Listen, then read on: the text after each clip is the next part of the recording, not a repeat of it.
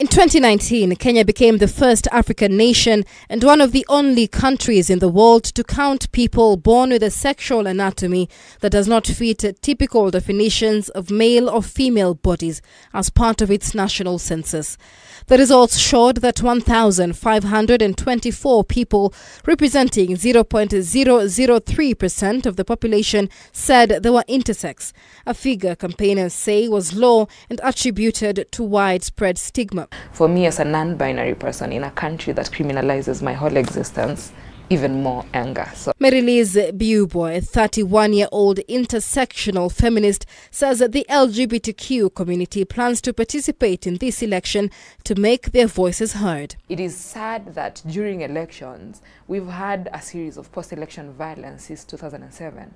We talk about women and children, which is valid and truly so, it happens.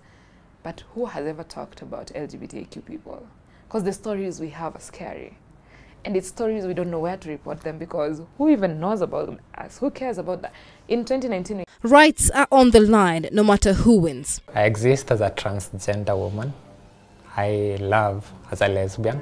Arya, born a man, is now a transgender woman and a communications expert. She fears lack of protection and violence towards her community. No, I'm not voting. And again, simple reason goes back to all this politics of documentation. This year, it took me 2 years to have my ID read my name. I was tired. I was like, I'm not going to go now to an electoral office to say, you know, give me a voter's card that looks like me. In June 2022, during Global Pride Month, Arya and Mary-Liz got married in a private ceremony in a country where homosexuality is criminalized. Analysts say even though ethnicity and the church are still influential in elections, this could perhaps be the start of changing dynamics in conversations around elections. The presidential race has been described as a young person's election. Voters between the ages of 18 and 35 accounting for 51% of all voters, up from 46% in the 2013 election.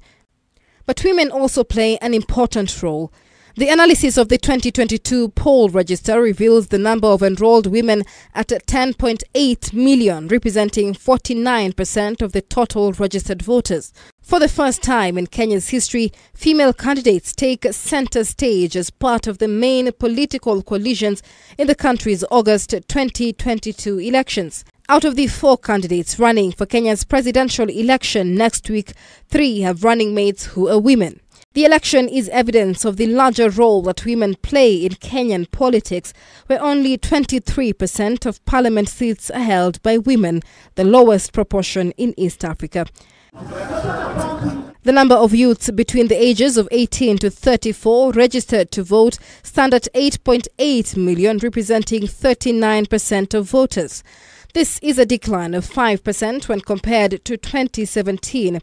There are signs of disillusionment among Kenyans who doubt that campaign promises will produce tangible change, with young people in particular disengaging from the electoral process.